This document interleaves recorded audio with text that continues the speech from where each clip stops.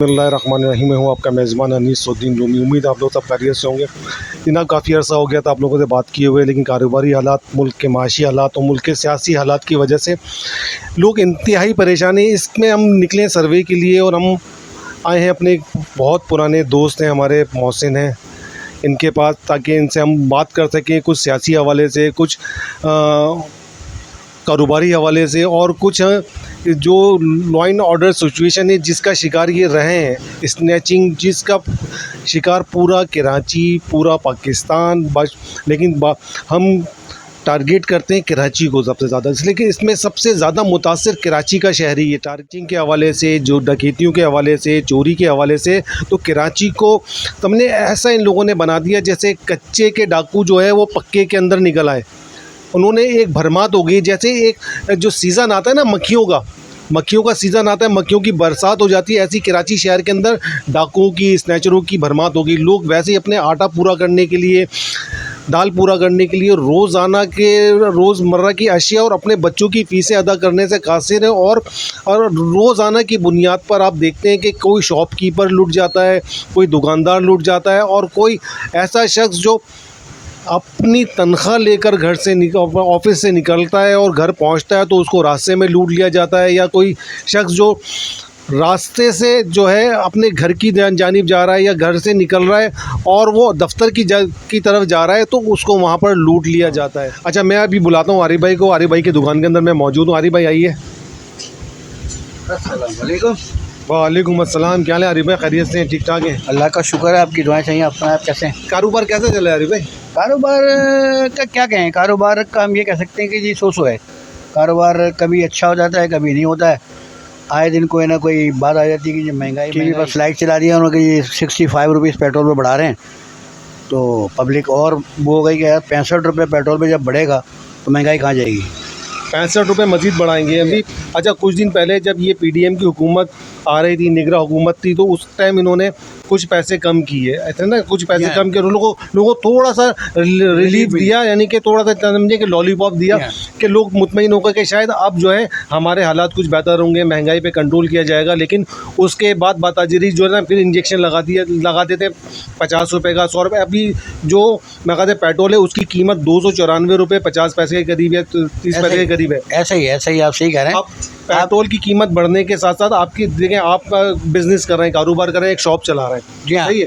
जी हाँ। अब देखें ना, बच्चे आज ये हाल है कि पहले हफ्ते में जो चीज़ जो बेचते थे 10 रुपये की हो गई, तो बच्चे कहाँ से जाएंगे? बच्चे जाते हैं स्कूल के लिए शॉपिंग करके, तो एक बच्चा पहले 10 रुपये की 3-4 चीज़ें लेता था, अब वो 10 रुपये की एक लेके जाएगा। तो आप मुझे बताएं कि वो पेरेंट्स जो कम मतलब अपने बच्चों के लिए क्या कर सकेंगे? अच्छा, मैंने ये देखा है कि आपकी बच्चों के मामला हैं, ठीक है, लेकिन जो घर का सरबराह है, जिसको राशन पूरा करना है, अपने बच्चों की फ़ीसें अदा करनी है, तो वो इंतहाई टेंशन के अंदर है। अभी मुख्तलिफ़ जगहों के ऊपर मेरा बहुत सारे शॉपकीपर्स हैं, दुकानदार हैं, जिनकी सेल डेली की बुनियाद के ऊपर लाख रुपए होती थी, 50,000 रुपये होती थी, वो सब नहीं है। इसकी वजह सिर्फ क्या है? महंगाई। लोगों ने अपने आप को शिलिंग कर लिया महंगाई में, जो अपने आप को लोगों ने जो है वो यानी कि जो सपोज करें कि जो आटा जो है एक शख्स 10 किलो लेकर जाता था, वो आटा 2 किलो लेके जा रहा है, 2 किलो 4 किलो लेके जा रहा है, इससे ज़्यादा का नहीं है।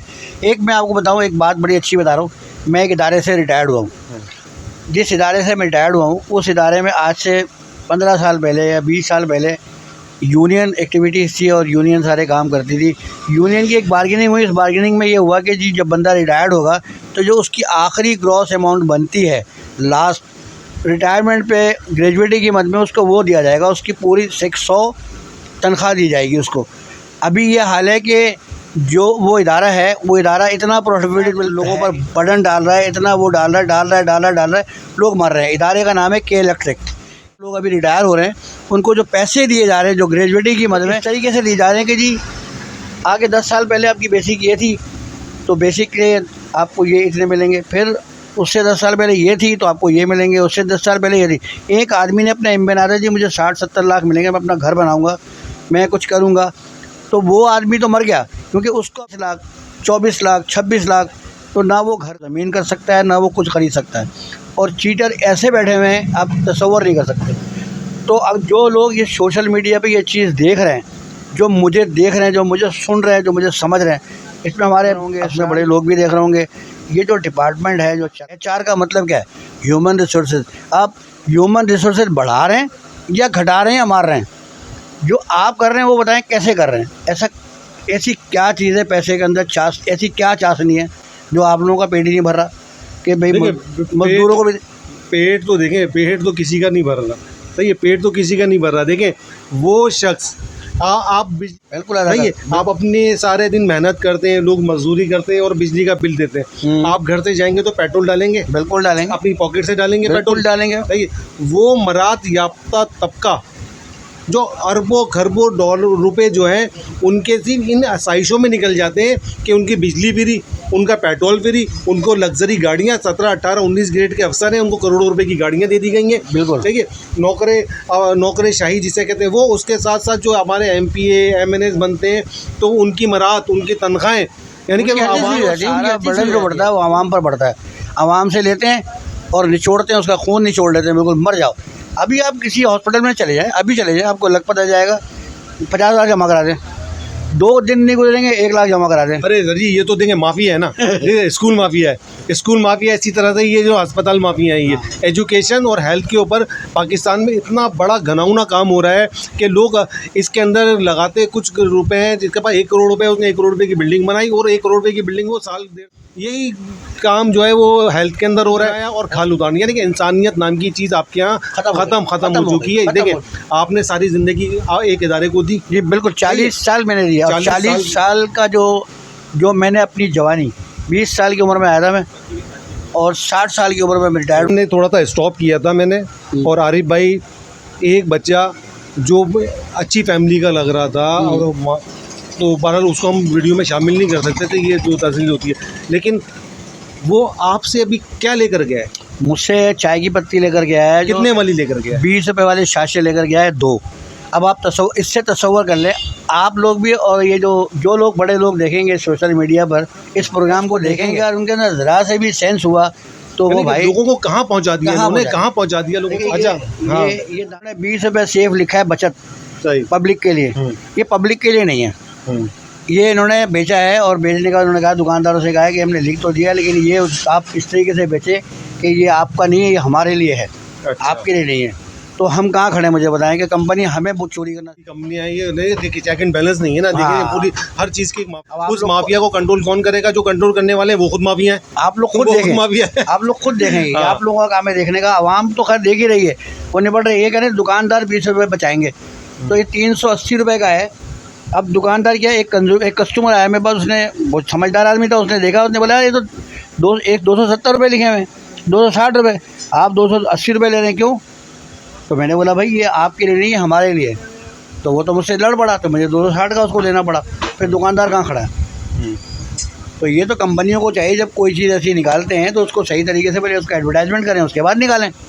वैसा नहीं। अच्छा चले, अपना एक बिज़नेस है ना मेरा, तो मेरा तमाम दुकानदारों से भी वास्ता रहता है, ताल्लुक़ रहता है, तो लोगों के पास मैं जाता भी हूँ। तो वहाँ मैंने वो कंडीशन देखी, अच्छे लोग, अच्छी फैमिलियों के लोग ना, अच्छे एरिया के लोग, मिडिल क्लास के, वहाँ पर ये साशे पत्ती के 1 पाव चीनी और 1 पाव ऑयल का देख के अफसोस होता है कि इस कौम को कहाँ लेकर चलेगा ये लोग, या लोगों को कहाँ लेकर चलेगा। इसमें थोड़ा इजाफा करें, कुव्वत ख़रीद नहीं है लोगों के पास, इसमें थोड़ा सा इजाफा करें। क्या? वो ये कि जो लोग बाहर से 1 किलो दूध, 2 किलो दूध लिया करते थे, वो अब तरंग दूध पिलाते हैं, तरंग दूध की चाय बनाते हैं। तरंग जो कि दूध नहीं, टेट्रा पैक में, ये दूध नहीं है, वाइटो है, ये वाइटो है। करने के लिए किस चीज़ से वाइट की जा रही है ये आप बेहतर समझते हैं। यानी कि जो हॉस्पिटल है वो तो होशियार है, हमने दे दिया, अब वो जहर मार्केट में बिक रहा है, हुकूमत की इजाज़त से, हुकूमत का स्टम्प लगा हुआ है। अच्छा, ये एक बात बताया मुझे, कुछ अर्से पहले मैं आपके पास आया था, सही है, उसके 2 दिन पहले आपको खाली करके लूट के चले गए थे। थोड़ा सा वाकया वो बताएंगे आप, हुआ क्या था, कितनी दफ़ा हो चुका है? वो रिपीट में कर देता हूँ।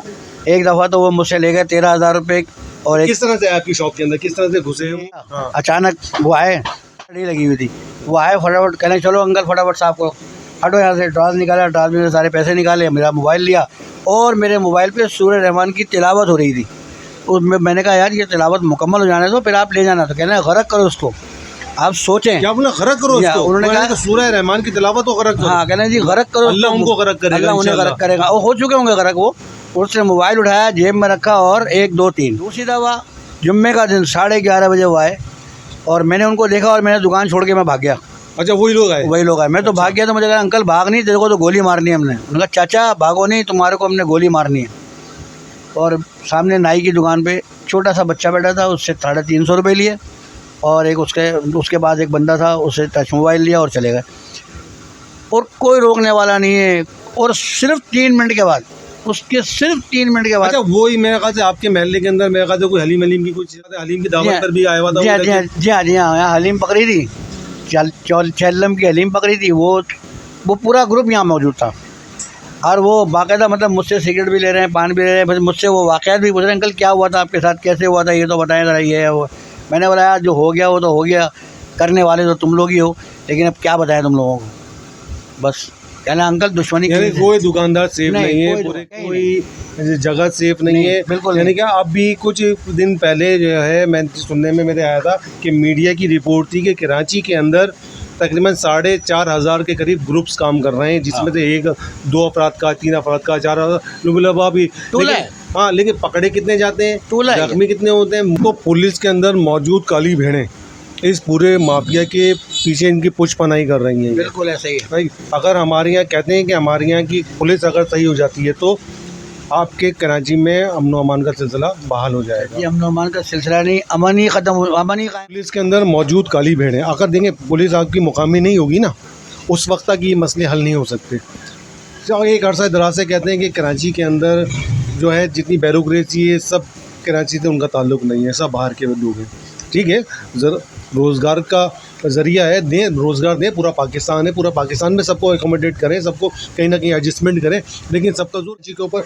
मैं मतलब ये कि कराची का जब से ये कोटा सिस्टम पाकिस्तान के अंदर कराची के अंदर नाफिज हुआ, कराची का आदमी कहीं नौकरी नहीं कर सकता, लेकिन कराची में आके सब नौकरी कर सकते हैं। कराची वाला बेरोज़गार रह सकता है, बेरोज़गार रहे, और लेकिन बाहर से लोग आकर नौकरियां भी करें, उनको नौकरी भी मिले सबको। लेकिन कोई तासुब की बात नहीं कर रहा मैं, लेकिन पहले अपने घर को देखें, यहाँ फुलफिल हो जाए सारा, फिर आप लाएं जी, वो भी हमारे भाई हैं, वो भी हमारे सूबे के लोग हैं, सही है, वही भी पाकिस्तानी हैं, उन सबको हक होना चाहिए। जिस तरह से उनको हक है कराची का अगर जॉब करने का, ऐसे कराची के लोगों को भी हक है कि वो भी दूसरे इलाकों में जाकर नौकरियां करें। अच्छा, दूसरा एक लतीफ़ा मैं सुनाऊँ आपको? सुनाइए। एक लतीफ़ा है सुना था। हाँ सुनाइए। मेरी नज़र में वो लतीफ़ा ही है। अच्छा, अभी व्हाट्सएप ग्रुप के अंदर जो खबरें चलती हैं ना, खबरों का एक ग्रुप है मेरे पास ना, तो तमाम तर सियासी लोगों के जो बयानात चल रहे होते हैं वो तमाम बयानात हैं। तो शर्जील इनाम मेमन साहब जो हैं, मैं कहता पीपल्स पार्टी की कोई वज़ीर शज़ीर हैं क्या हैं ये पता नहीं, तो मैं कहता शहद की बोतल भी बन गई थी, वो रातों रात हमने जादू से शराब की बोतल शहद की बोतल में कन्वर्ट हो गई। ये इतने बड़े जादूगर हैं माशाल्लाह। अच्छा, उन्होंने ये बोला, इन तो लॉ एंड ऑर्डर के हवाले से, कराची के हवाले से किसी ने सवाल किया होगा, तो उसे कह रहे हैं कि जी लॉ एंड ऑर्डर का मसला पूरी दुनिया का है। नहीं, लॉ एंड ऑर्डर का नहीं, सॉरी, स्नैचिंग का मसला, वो तो मोबाइल पूरी दुनिया का है। अरे भाई, पूरी दुनिया का है ना मसला, दुबई में क्यों नहीं है, सऊदीया में क्यों नहीं है, कतर में क्यों नहीं है, कुवैत में क्यों नहीं है, इन इस्लामी ममालिक में क्यों नहीं है, जिन ममालिक के अंदर इंसाफ का बोलबाला चोरी करने पर हाथ काट दें, सही है, वहाँ नहीं है। वहाँ तो आप यानी कि उन ममालिक को ले लेना, जैसे कह रहे हैं कि पूरी दुनिया में, या जो करप्ट रियासतें हैं ना अफ्रीका के अंदर ले लें, तो दूसरी जहाँ पर कराची जैसे करप्ट रियासतें, करप्ट हुकूमतें मौजूद हैं, वहाँ पर ये सारे जराइम पलते हैं, वहाँ पर वो पाले जाते हैं। माज़रत के साथ आपकी बात कर रही है, शर्जील इनाम मेमन नाम है उनका।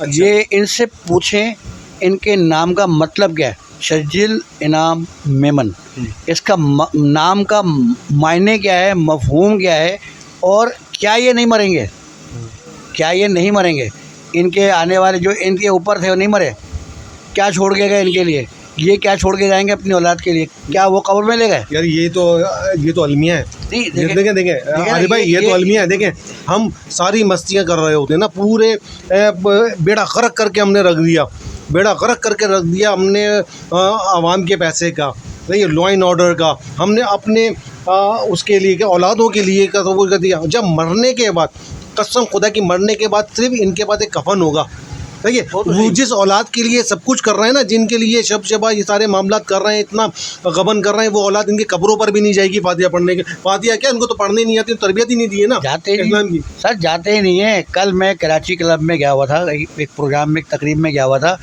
वहाँ गेट पर उसने मुझसे कहा चौकीदार ने कि भाई आपने स्लीपर पहना हुआ है, चप्पल पहना हुआ है, आप अंदर अलाउड नहीं है, अंदर शूज़ पहन के जाएंगे। मैंने उससे कहा, मैंने कहा यार आई एम सीनियर सिटीज़न, मेरे 61-62 साल मेरी उम्र हो गई है और मेरी टांगों में सूजन है, मैं जूते पहनूंगा? तो उसने बोला भाई ये यहाँ के रूल्स हैं। मैंने बोला भाई यहाँ के कोई रूल्स नहीं है, मैं तो चप्पल पहन के ही जा रहा हूँ, जिसको बुलाना है बुला लो, जिसने मुझे उठाना होगा उठा लेगा, मैं यहाँ बैठा हूँ।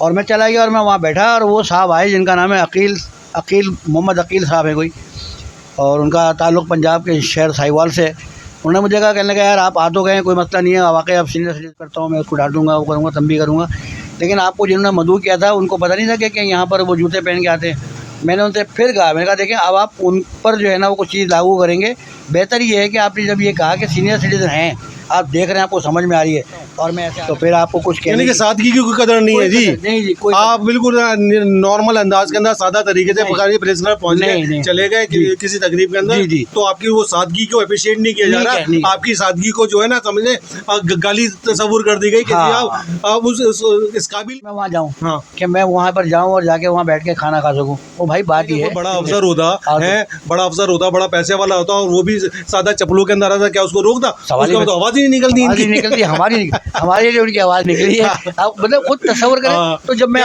मेंटलिटी क्या है पाकिस्तान के अंदर, मैं आपसे कहता है शर्जील में बात की थी कि ये सब लोग कराची पे लोड है, कराची पे लोड है।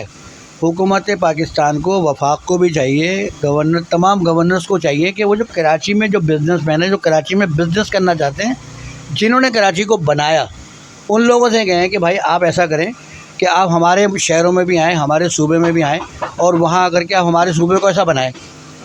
तो मतलब किसने बनाया?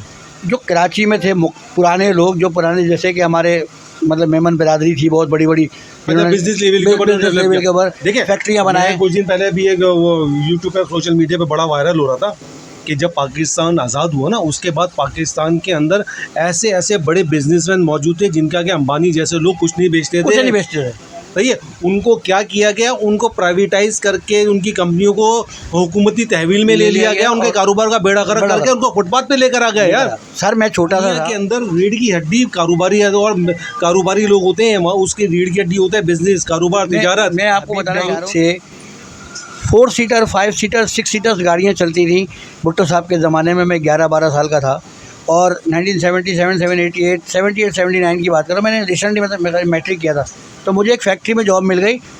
सर ही सर नज़र आते थे कि लोग पैदल जा रहे हैं, लोग गाड़ियों पे जा रहे हैं, लोग चिंची पे जा रहे हैं। वही चिंची इस वक्त अब हमें शहर में चलती हुई नज़र आ रही है, जबकि वो इंडस्ट्रियल एरिया था जो हबीब बैंक से लेकर के बनोरिया टाउन पूरी आबादी, जहाँ पर आपकी सेरल कंपनी है, जहाँ पर लक्सो वेलकम कंपनी है, बहुत सारी कंपनियाँ जहाँ लोग बेशुमार काम करते थे, उनको गवर्नमेंट की तहवील में ले लिया गया, उनको ख़त्म कर दिया गया। फिर आज़ादी मिली उनको, फिर उन्होंने हिम्मत की और फिर उन्होंने कराची को डेवलप किया। अब देखें ना, सरकारी तहवील में लेने के बाद देखिए पूरी Pakistan airline PIA, Pakistan international airline, जो पूरी दुनिया के अंदर एक टाइम में बड़ी, मेमन साहब की बात हो रही थी, और यही होता है जैसे कि मैं ये कह रहा हूँ कि उन लोगों को दावत दें, वफाकी हुकूमत उनको बुलाए, उनको बोलो यार हर शहर में आप अपने मैथमेटिकल बिजनेस को शुरू, आप बाहर जाते हैं सऊदी अरब, आप जा रहे हो इंग्लैंड, आप जा रहे हो फलानी जगह, उनको ज़मीनें दे रहो, सब कुछ दे रहो। अरे आपको पता है अभी हुआ क्या है? ये ईरान को नहीं ईरान को नहीं, अभी इन्होंने चीटिंग क्या करी, इस गवर्नमेंट ने गंदम मंगवा लिया किसानों से बेताशा, हाँ सही है, और उससे दुगना गंदम जो इम्पोर्ट कर लिया। ये क्या गंदम कहाँ लेकर जाएंगे यार वो बेचारे? यार इसलिए कि चोर बाजारी की इंतहा होती है, हरामी क्या बोलूँ मैं, ये काटना पड़ेगा, लेकिन चोर बाजारी की और फ्रॉड की इंतहा होती है यार। आप अपने लोगों की पीठ में खंजर घोंप रहे हो यार। किसी भी मुल्क की रीढ़ की हड्डी किसान होता है, लेकिन पाकिस्तान एक एग्रीकल्चर कंट्री है। एक और मैं आपको बताऊं, आप बिल्कुल चीटिंग करें, खुल के करें। आप हुकूमत में आए ना, 10 करोड़ रुपए आपने खर्चा किया है, आप वजीर बने, मिनिस्टर बने, आपको 10 करोड़ रुपए रिकवर करना है, उसका आसान और बेहतरीन तरीका भाई हमसे सर जी एक चीज़ आपसे समझ लें इस बात को कि जितने भी हैं लोग, जो इस टाइप के लोग हैं, उसमें जो भी है भाई, एक साल अब जितने भी अनाज आपने उगाए हैं, जितने भी उगाए हैं, वो एक साल आप इसमें भी बाहर नहीं भेजें। कमिंग ईयर जो आपका आएगा वो सारा आप स्मगलिंग कर दें। जो पिछला साल आपने गुजारा, जिसको आपने रखा हुआ है, चलेगा जो 3 साल तक चलेगा, और जो तीसरे साल में जो आपने कपास उगाई है दालें उगाई हैं, चावल उगाए हैं, गंदम उगाए हैं, जो भी चीज़ उगाई हैं उसको वापस पाकिस्तान में रोको। आप उनको खुला फ्री हैंड दें, बोले डॉलर से, यूरो से, मतलब इन्हीं के जो कुवैत के दिनार है जिससे मर्जी बेचना बेचो। 1 साल का माल एक दिन भी बाहर नहीं जाएगा, एक दाना भी बाहर नहीं जाएगा, ताकि आवाम आपकी जो है वो 1 साल के अनाज को 3 साल तक रिकवर कर सकती है। फिर दूसरे साल आप उसको उगाएं, सारा बाहर भेज दें। देखिए ये तो आप मुहिब वतन वाली बात कर रहे हैं। हाँ ना, तो है ना, आप देखें, लेकिन ये देंगे, ये तो मुहिब वतन बात कर रहे हैं। अगर ऐसे इम्प्लीमेंट करें तो पाकिस्तान तरक्की कर जाएगा, पाकिस्तान कर्ज उतारने में लगा रहेगा, लेकिन नहीं चाहते ना वो, लेकिन नहीं चाहती आपकी हुकूमतें नहीं चाहती, आपके लोग, आपके जो है ये जो बैठे हुए हुक्मरान है ये नहीं चाहते। ये चाहते हैं कि बस IMF के आगे कशकूल लेकर खड़े रहें, तो ये वहाँ से पैसा मिले और इनकी आयशियाँ पूरी होती रहें। 5 साल मिले, 5 साल की हुकूमत करें। देखें अभी अच्छा, अभी आपने एक बात बोली थी तो 10 करोड़ रुपए खर्च करके आ रहा है वो, सही है। कराची को ले रहे हैं ना, कराची के अंदर एक टाइम ऐसा भी था ना कि फ्री में लोग MNA बनी है। 2 मिनट आपके अंदर सलाहियत थी, हारी साहब आपके अंदर सलाहियत है, आप बड़े अच्छे ईमानदार और मुखलिस इंसान हैं, आप MPA बन जाएं, आप MPA बन जाएं, बेशक आपका कोई पैसा पाई नहीं है, लेकिन अब फॉर्म 47 के MP MNA देकर आए। जी हाँ, क्यों देकर के आएंगे उनको? क्या वो आवाम की खिदमत करेंगे? नहीं जी, सवाल ही अभी वो पहले ठेके इनको फंड मिलते हैं ना, उन फंड के अंदर से वो रोड बनाएंगे, वो एक बारिश में रोड बह जाएगा और ठीक ठाक पैसा कमाएंगे। और उनको अंदर समझे कि ये जो फंड्स मिलते हैं MP MNA को सियासी रिश्वत है जो वफाक और सूबाई हुकूमत इनको देती है, सही बात है, ताकि इनको कमाने के लिए, ताकि ये कमाएं खाएं और अपने मामला और अपनी जो इनको बोला गया है उस पर इम्प्लीमेंट करें। जो डिक्टेशन इनको दिया गया बस उसी पे इम्प्लीमेंट करना है, उससे आगे कुछ नहीं करना। आप तो सिर्फ ये समझें कि मैं एक मैट्रिक पास आदमी हूँ, इंटर फेलियर हूँ। मैं आपको ये बात बता रहा हूँ कि भाई आप ऐसे कमाएं, आपको कमाने से किसी ने नहीं मना किया, खूब कमाएं, कितना आप कमा सकते हैं, जितना आप कमा सकते हैं कमाएं, लेके नहीं जाएंगे। क्योंकि कारून के हाथ दोनों बाहर थे, जब वो मरा तो उसने खाट से दोनों हाथ बाहर रखे। लोगों ने सवाल किया तो उनका कोई वजीर था, उसने बोला भाई देखो वो खाली हाथ आए थे और खाली हाथ जा रहे हैं और कफन में कोई जेब नहीं होती। तो ये अगर हमारे वज़रा, मैंने शर्जील मेमन का नाम लिया था सिर्फ इसलिए लिया था कि उनका नाम ऐसा है कि खाली वो अपने नाम का मतलब सोच लेंगे ना तो जो वो काम कर रहे हैं वो छोड़ देंगे। नहीं, मुश्किल है, बहुत मुश्किल। नहीं, मेरा बहुत मुश्किल है। नहीं, अरे भाई बहुत मुश्किल है। अल्लाह ने इनके दिलों में ना मोहर लगा दी, अल्लाह ने मोहर लगा दी अल्लाह ने। अगर देखिए, अगर ये थोड़ा सा मतलब रोएंगे, गड़गड़ाएंगे ना, मोहर है ना वो छट जाएगा, साफ हो जाएगा। और शर्जील मेमन साहब को तो मैं समझ लें जानता हूँ तकरीबन, उनको वो बस शायद मुझे भूल गए। मैं 3 नाम आपको बताता हूँ जिनको मैं शायद जवानी से जानता हूँ अपनी, जिसमें मोहम्मद बख्श लाशारी मेरा बड़ा अच्छा दोस्त, पीपल्स पार्टी का, मैं पीपल्स पार्टी में था। अच्छा, PSF में था मैं, पीपल्स पार्टी का। शर्जील मेमन मेरे साथ पढ़ा नहीं, जिनके साथ पढ़ा है वो, लेकिन हमारी उठक बैठक हुआ करती थी। एक और नाम था अदनान भाई, जो मतलब इन्हीं के प्लेन हाईजैक में थे वो, और वो उसमें वो मर गए थे शायद अफगानिस्तान में, वो गोली लग गई थी, क्या हुआ था क्या नहीं होता मुझे उसका, तो उनका अपना फेल था, जो किया उन्होंने भुगता भी उन्होंने। मकसद ये बताने का आपको कि भाई अब हम पीपल्स पार्टी को 20वां साल लगेगा, 5 साल और 15 साल, ये 5 साल और। मुझे बताएं कराची के खड्डे कहाँ हैं, कराची के नाले कहाँ हैं? सब सही हो गया भाई, कागजों में तो सब सही है, कागजों में सही है, कागजों में तो सब सही है। गद्दे का पुल है कि कराची कहते हैं कि ये हमारा शहर है, तो भाई वो मैं, हमारा शहर है ना, लूटो इसको। तो मैं लूटो, हमारा है। मैं अपने उस सिंधी भाई और बहन, और एक सिंधी भाई का आया था कि जी आप पनाह गिरो, आप ये फला, मैं उस भाई से सिर्फ पूछना चाहता हूँ कि आपकी माँ ज़िंदा है, आपके वालिद ज़िंदा हैं? अगर ज़िंदा हैं तो उनसे पूछो कि हम कौन लोग हैं। वो खुद बताएंगे कि जी जो उन्होंने सीखा, कपड़े पहनना, ओढ़ना, बैठना, चलना फिरना, वो हमने सिखाया।